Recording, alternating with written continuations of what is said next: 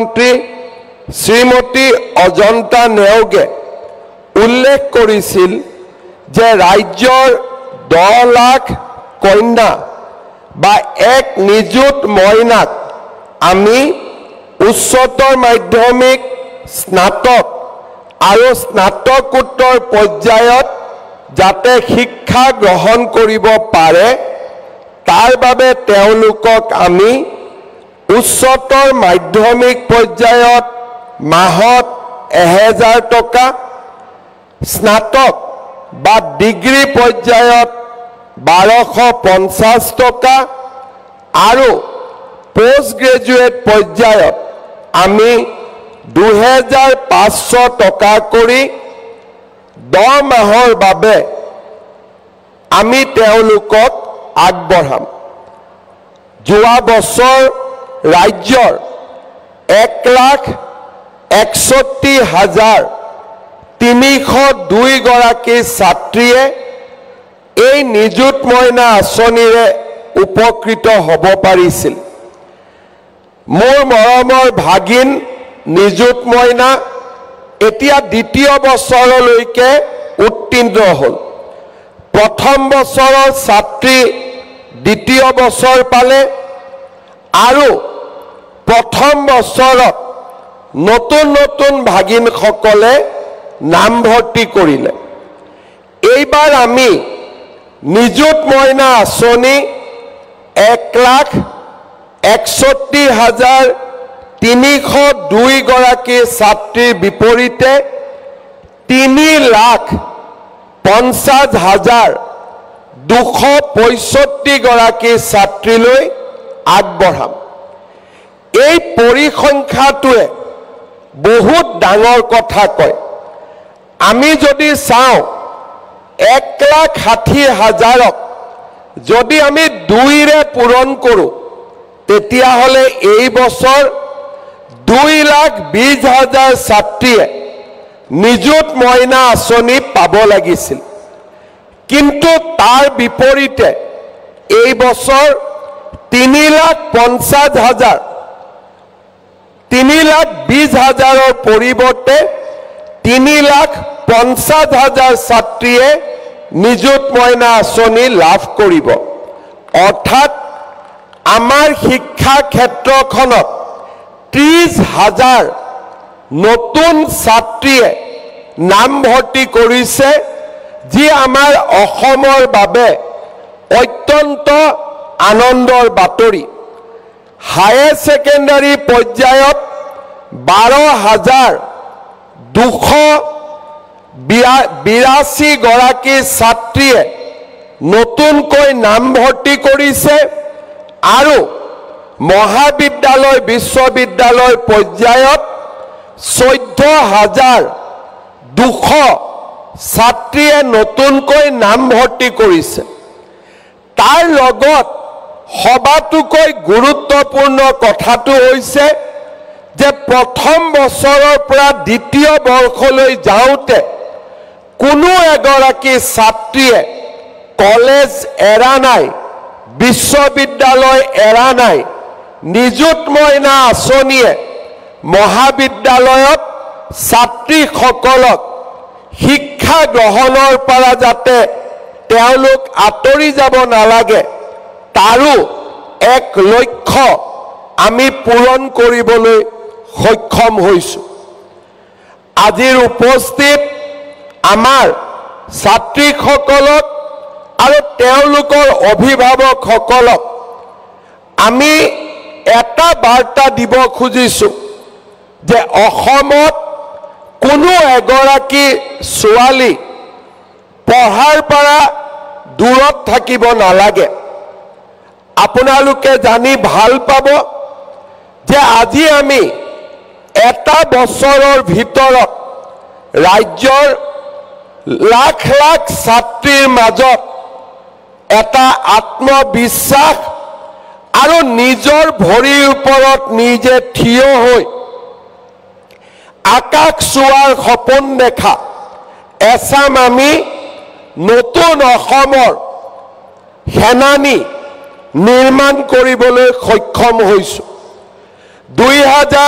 2021 চনত অসমৰ মুখ্যমন্ত্ৰী দায়িত্ব লোৱাৰ পিছত মোৰ সন্মুখলৈকে আহিছিলে অসমৰ বহু ছাত্ৰীৰ বেদনা ভৰা জীৱনৰ কথা। অসমত বহু এনে ছাত্ৰী আছে যি ছাত্ৰীক দেউতাক মাকে 12 বছৰ বয়সত বিয়াত বহুৱাইছিলে আৰু 14 বছৰ বয়সত তেখেতসকল এটা সন্তানৰ মাতৃ হৈছিলে। 18, 19, 20 বছৰলৈকে আমি এনে বহুত ছোৱালীক লগ পাইছিলোঁ যোনে ইতিমধ্যে 2টাৰ পৰা 3টা সন্তান গৰ্ভত ধাৰণ কৰিছিল। বাল্য বিবাহে অসমৰ সমাজ জীৱনক এক প্ৰকাৰ ধ্বংসৰ পিনে লৈ গৈ আছিল। ধুবুৰী, মানকাছাৰ, নগাঁও, মৰিগাঁও, দৰং, বৰপেটা আদি জিলাত বাল্য বিবাহৰ সংখ্যা 60% পৰা 75%লৈকে দেখা গৈছিলে। 2023 চনত 2022 চনৰ 15 আগষ্টত মই ৰাষ্ট্ৰীয় পতাকা উত্তোলন কৰি আমি সকলোৱে শপত লৈছিলোঁ যে অসমত আমি বাল্য বিবাহৰ এই দুৰ্ভাগ্যৰ পৰা অসমৰ ছাত্ৰী সমাজক অসমৰ ছোৱালীসকলক আমি মুক্ত কৰিম।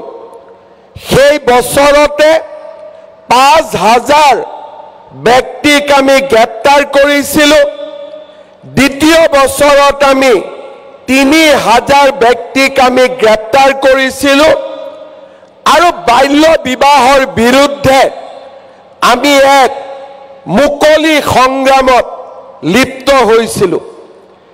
বহুত পিতৃ মাতৃয়ে সেই সময়ত মোক কৈছিলে যে আমি ছোৱালীক বিয়া দিব নোখোজো, কিন্তু আৰ্থিক দুৰৱস্থাই আমাক বাধ্য কৰে। মই সুধিছিলোঁ যে চৰকাৰে যদি ছোৱালীজনীক পঢ়ুৱাৰ দায়িত্ব লয়, আপোনালোকে আপোনালোকৰ ছোৱালীক সৰু বয়সত বিয়া দিব নেকি? তেওঁলোকে মোক কৈছিলে যে চৰকাৰে যদি ছোৱালীজনীক পঢ়ুৱাৰ দায়িত্ব লয়, নিশ্চিতভাৱে মই মোৰ কন্যা সন্তানটিক কম বয়সতে বিয়া নিদিওঁ, কাৰণ তাইক ময়ো মৰম কৰোঁ। কিন্তু পৰিস্থিতিয়ে আমাক কিছুমান সিদ্ধান্ত ল'বলৈ বাধ্য কৰে। তেনে পিতৃ মাতৃক আমি সমালোচনা কৰোঁ, তেনে পিতৃ মাতৃক আমি সন্মান কৰোঁ আৰু তেওঁলোকৰ দুখত সমভাগী হৈ আমি অসমৰ ছাত্ৰী সমাজক এক নতুন দিগন্তলৈ লৈ যোৱাৰ আমি সাৰথী হিচাপে থিয় দিব বিচাৰোঁ। তেনে এক সংকল্পৰ পৰিণতি হিচাপে অসমত আমি কেইবাটাও আঁচনিৰ জন্ম দিছিলোঁ। কলেজত নামভৰ্তি বিনামূলীয়া হ'ব।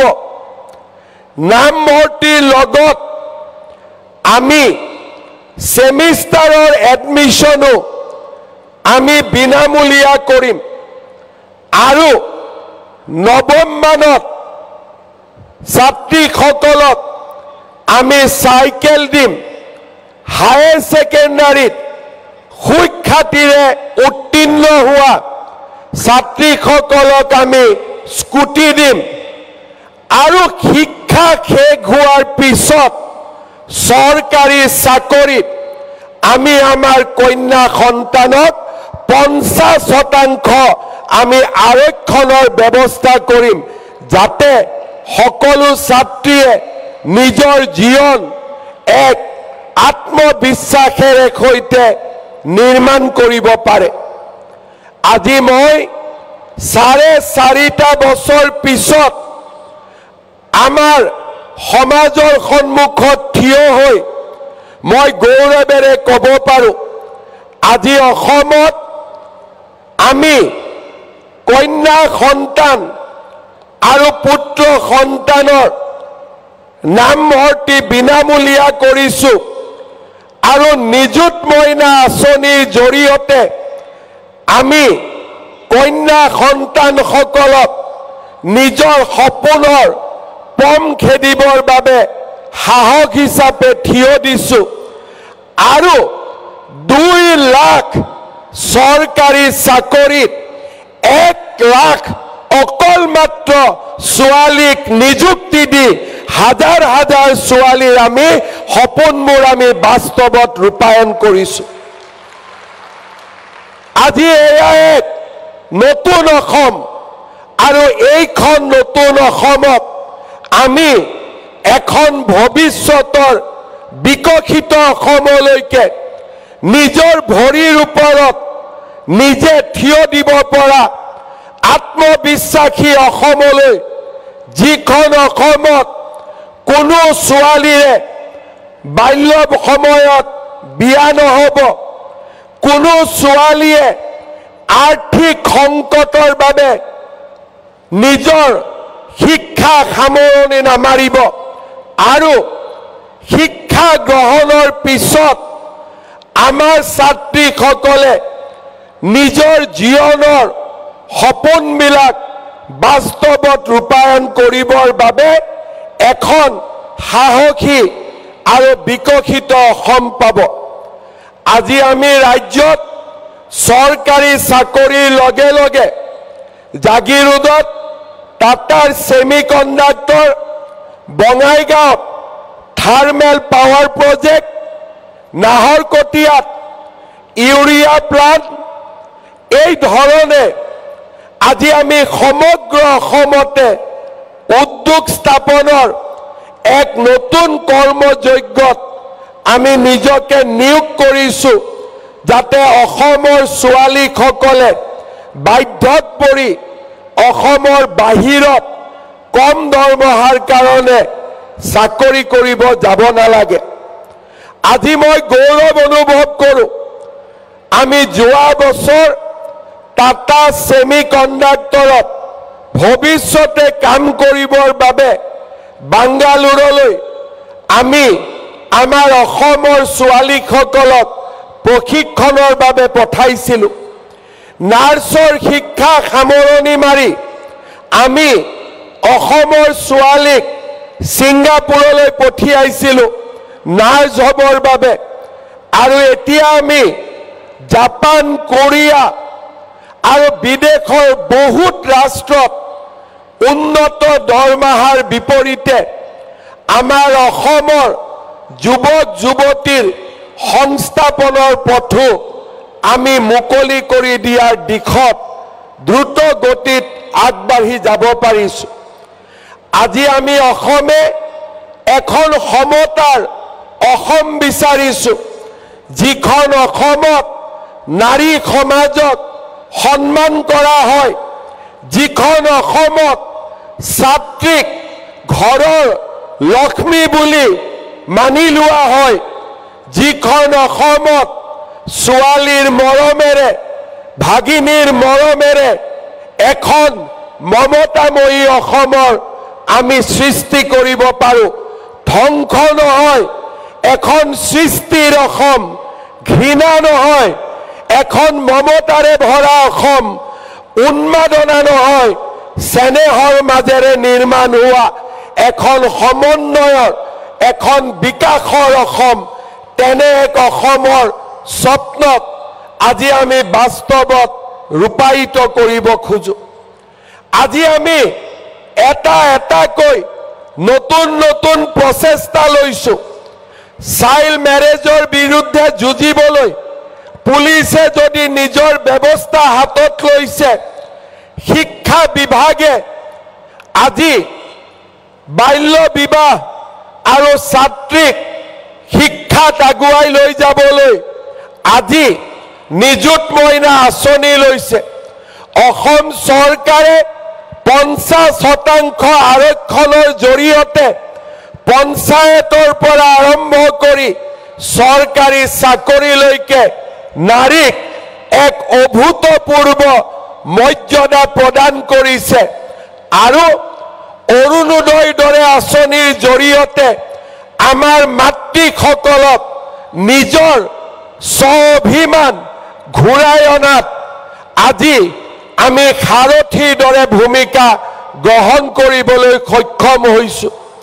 মহিলা উদ্যমিতাৰ দৰে আঁচনিৰ মাজেৰে আমাৰ মাতৃ সমাজক এণ্টাৰপ্ৰেনিয়ৰ আমি তেওঁলোকক একোগৰাকী ক্ষুদ্ৰ উদ্যোগীলৈ ৰূপান্তৰ কৰাৰ প্ৰচেষ্টা কৰিছোঁ আৰু নাৰীৰ বিৰুদ্ধে হোৱা প্ৰত্যেকটো অপৰাধক আমি নিজৰ ছোৱালীজনীৰ বিৰুদ্ধে হোৱা অপৰাধ হিচাপে গণ্য কৰি নাৰীৰ বিৰুদ্ধে অপৰাধমূলক কাম সংগঠিত কৰা প্ৰতিজন ব্যক্তিক আমি আদালতৰ সন্মুখলৈকে আনিছোঁ। তাৰ ফলশ্ৰুতিত আজি অসমত বাল্য বিবাহ কমিছে, নাৰীৰ বিৰুদ্ধে অপৰাধ কমিছে। ছোৱালীক মোৰ কন্যা সন্তানক মৰ্যাদা প্ৰদান কৰাৰ ক্ষেত্ৰত আমি আৰু নতুন নতুন কাম কৰিব বিচাৰিছোঁ। মই ব্যক্তিগতভাৱে কেতিয়াও মানি ল'ব নোৱাৰো যে এগৰাকী ছোৱালীয়ে এজন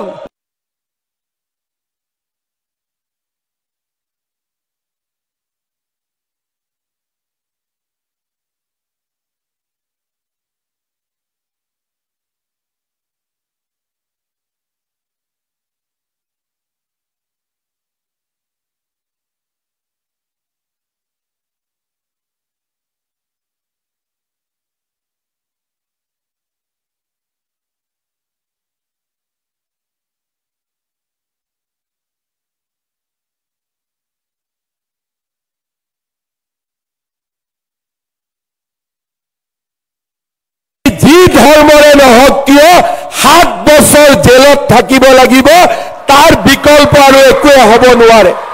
সি যি ধৰ্মই নহওক কিয় বোলে মোৰ ধৰ্মই তাক অনুমতি দিয়ে, আপোনাৰ ধৰ্মই অনুমতি দিব, কিন্তু হিমন্ত বিশ্ব শৰ্মা বিজেপিৰ চৰকাৰে কাকোৱে দ্বিতীয় বিবাহৰ বাবে তৃতীয় বিবাহৰ বাবে অনুমতি নিদিব।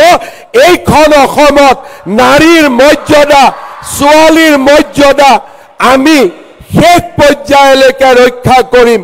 তেনে এখন সমতাৰ ওপৰত নিৰ্মিত, মমতাৰ ওপৰত নিৰ্মিত, আমাৰ স্নেহৰ ওপৰত নিৰ্মিত তেনে এখন আমি শক্তিশালী অসম নিৰ্মাণৰ বাবে আজি আমি সংকল্পবদ্ধ।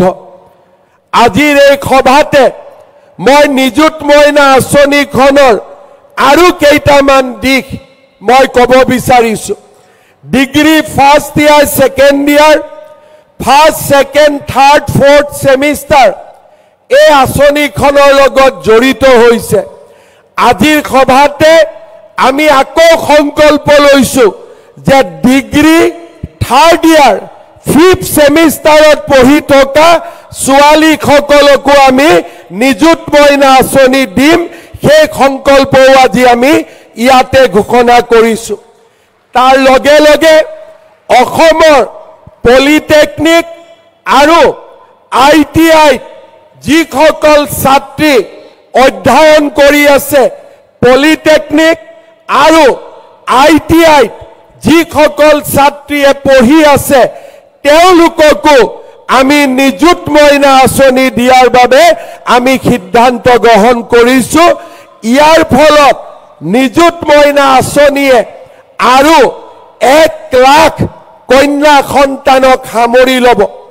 আমি আমাৰ লক্ষ্য যেতিয়ালৈকে 10 লাখ ছোৱালীয়ে নিযুত মইনা আঁচনিৰ জৰিয়তে শিক্ষা গ্ৰহণৰ সুবিধা নাপাব, তেতিয়ালৈকে আমি আমাৰ লক্ষ্যত আগুৱাই গৈ থাকিম আৰু এই নিযুত মইনা আঁচনিৰ জৰিয়তে আমি এখন সুন্দৰ সমাজ নিৰ্মাণ কৰিম।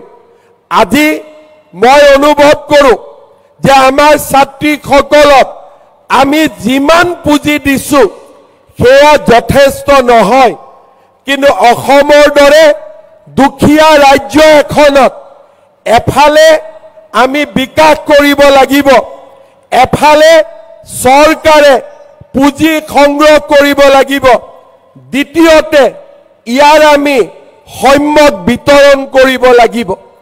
যেতিয়ালৈকে আমাৰ অসম শান্তিৰ অসম হৈ থাকিব, যেতিয়ালৈকে আমাৰ অসম সোণোৱালী হৈ থাকিব, যিখন অসমত উন্মাদনাৰ য'ত স্থান নাথাকিব, তেনে এখন সমাজ, তেনে এখন অসম দুপে আগবাঢ়ি যাব পাৰিব। আৰু আমি আমাৰ কন্যা সন্তান, পুত্ৰ সন্তান সকলোৰে বাবে আমি নতুন নতুন চিন্তা আমি কৰিবলৈ সক্ষম হ'ম। এই বছৰত আমি আৰু দুটা নতুন আঁচনি আনিছোঁ। এটা হৈছে মেট্ৰিক পৰীক্ষা। যিসকল ছাত্ৰ ছাত্ৰীয়ে এই বছৰ মেট্ৰিক পৰীক্ষা দিব, তেওঁলোকে যাতে কিতাপ পত্ৰ কিনিব পাৰে, পৰীক্ষাৰ বাবে নিজক সাজু কৰিব পাৰে। 15 নৱেম্বৰৰ পৰা মেট্ৰিক পৰীক্ষা নোহোৱালৈকে আমি তেওঁলোকক মাহত 300 টকাকৈ তেওঁলোকৰ একাউণ্টত আমি দি যাম, যাতে কোনো এগৰাকী ল'ৰা ছোৱালীয়ে টকাৰ অভাৱত নোট এখন কিনিব নোৱাৰাকৈ থাকে, কিতাপ এখন কিনিব নোৱাৰাকৈ থাকে। আজি নিযুত মইনা আঁচনি পোৱা ছাত্ৰীসকলক মই কি দিম নকওঁ, ফেব্ৰুৱাৰী মাহত মই আপোনালোকক আৰু এটা উপহাৰ দিম, যিটো উপহাৰে আপোনালোকক পঢ়িবৰ বাবে আৰু বেছি উৎসাহিত কৰিব। আজি মই নকওঁ, সেয়া মই ফেব্ৰুৱাৰী মাহত আপোনালোকক নিজে নিযুত মইনা আঁচনিৰ লগত আৰু এটা ভাল উপহাৰ মই আপোনালোকলৈকে পঠাম, যাতে আমি সকলোৱে নিজৰ পঢ়া শুনাত আমি সকলোৱে ধৈৰ্য আৰু মনোযোগেৰে সৈতে আগবাঢ়ি গৈ থাকিব পাৰিম। আজি আমাৰ সমগ্ৰ অসমতে 3.5 লাখ ছাত্ৰীয়ে আমাৰ এই সভাত উপস্থিত আছে। মই 3টা পৰামৰ্শ দিম। আমাৰ অসমত এটা ধাৰণা আছে যে ঘৰত যদি ছোৱালী, সেই ছোৱালীক আমি সোনকালে বিয়া দিব লাগে। বহুতে ভাবে যে ছোৱালীক বিয়া দিলে আমাৰ দেউতাকসকলৰ এটা ডাঙৰ দায়িত্ব পালন হ'ব। মই বিশ্বাস কৰোঁ আজি আমাৰ অসমত সেই পৰিৱেশ সলনি হৈছে আৰু সলনি হ'ব। মই আমাৰ ছাত্ৰীসকলক অনুৰোধ কৰিম, দেউতাক মাক যেনেকৈ সলনি হ'ব, আমিও দেউতা মাক আমি বিশ্বাস দিব লাগিব যে আমিও আমাৰ ভাইৰ দৰে, আমিও আমাৰ ককাইৰ দৰে, আমিও ঘৰখনৰ শ্ৰীবৃদ্ধিত আমিও একোটা ডাঙৰ ভূমিকা গ্ৰহণ কৰিব পাৰোঁ। সেইকাৰণে আমি সদায় আমি আমাৰ পিতৃ মাতৃৰ প্ৰতি দায়বদ্ধ হৈ থাকিম। জীৱনৰ সকলো মুহূৰ্ততে আমি মনত ৰাখিম যে মোৰ দেউতা আৰু মাৰ মৰমৰ বাবে, মোৰ দেউতা মাৰ পৰিশ্ৰমৰ বাবে মই আজি কলেজত পঢ়িব সুবিধা পাইছোঁ, আৰু এই সুবিধা গ্ৰহণ কৰি মই নিজক একোটা সুস্থ আৰু নিজৰ ভৰিত থিয় হ'ব পৰা মানৱ সম্পদলৈ সৃষ্টি কৰিম। আৰু মোৰ দেউতা মা, মোৰ পৰিয়াল আৰু মোৰ সমাজখনৰ আগবাঢ়ি যোৱাত, শ্ৰীবৃদ্ধি হোৱাত মই সহায় কৰিম। মোৰ মৰমৰ ছাত্ৰীসকল, এইখন আমাৰ অসম, এইখন অসম আমি বহু দূৰ আগুৱাই লৈ যাব পাৰোঁ। এইখন অসমত আজি আমাক এটা পৰিৱেশ লাগে, যি পৰিৱেশত আমি স্নেহৰ কথা ক'ব পাৰোঁ, মৰমৰ কথা ক'ব পাৰোঁ, এখন আত্মবিশ্বাসী ৰাজ্য হিচাপে আমাৰ ৰাজ্যখনক সৃষ্টি কৰিব পাৰোঁ। আজি আমাৰ সমগ্ৰ অসম নেতিবাচক চিন্তাৰে পৰিপূৰ্ণ হৈ থাকে। এছাম হতাশগ্ৰস্ত লোকে নেতিবাচক চিন্তাৰে সমাজখনকো হতাশগ্ৰস্ত কৰিব খোজে। মই বিশ্বাস কৰোঁ সেই নেতিবাচক চিন্তাৰ বিপৰীতে আমি অসমত এছাম ইতিবাচক চিন্তা কৰা মানৱ সম্পদৰ আমি ধ্বজা আগুৱাই লৈ যাব লাগে। আন্ধাৰ সকলোৱে দেখে, কিন্তু আন্ধাৰৰ মাজত কোনোবাই যদি মিঠাতেলৰ চাকি এটাও জ্বলাব পাৰে, সেইজনে হৈছে আলোকৰ সন্ধানী, সেইজনে হৈছে ইতিবাচক চিন্তাৰ ধ্বজাবাহক। আমাৰ চাৰিওফালে যদি নেতিবাচক চিন্তাই আমাক ব্যতিব্যস্ত কৰি তোলে, তাৰ মাজতো আমি চাকিৰ পোহৰ বিলায়ো সমাজখনক আলোকিত কৰি ৰখাৰ বাবে আমি চেষ্টা কৰিম। সেই সংকল্পও আমি নিশ্চয় গ্ৰহণ কৰিম। তৃতীয়তে, আজি আমি যিসকলে হায়াৰ ছেকেণ্ডাৰী পঢ়িছোঁ, ডিগ্ৰী পঢ়িছোঁ, আমি সকলোৱে সিদ্ধান্ত ল'ম যে শিক্ষা শেষ নকৰালৈকে আমি বিবাহত আবদ্ধ নহওঁ। আমি শিক্ষা শেষ কৰি নিজকে আত্মবিশ্বাসী কৰি নিজৰ ভৰিৰ ওপৰত নিজে থিয় দি তাৰ পিছত আমি বিয়া কৰিম আৰু দেউতা মাক আমি গৌৰৱান্বিত কৰিম।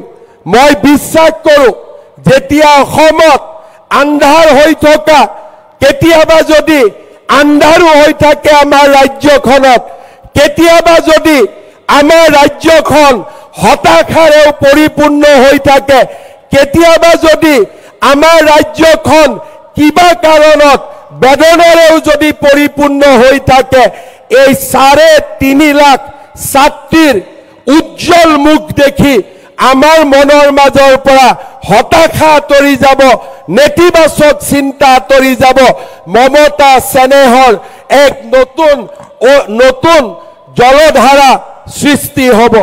পুনৰ এবাৰ মই অসমৰ প্ৰতিগৰাকী নিযুত মইনা লাভ কৰা ছাত্ৰীকে মই আকৌ এবাৰ অভিনন্দন জনাইছোঁ আৰু তোমালোকৰ পিতৃ মাতৃকো মই মোৰ প্ৰণাম জনাইছোঁ। আমি অসমত উচ্চ শিক্ষাৰ এক নতুন দিগন্ত ৰচনা কৰিম।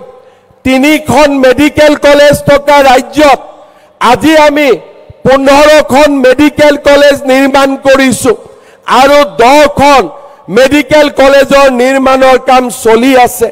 বিশ্ববিদ্যালয়ৰ সংখ্যা 27খনলৈ বৃদ্ধি পাইছে।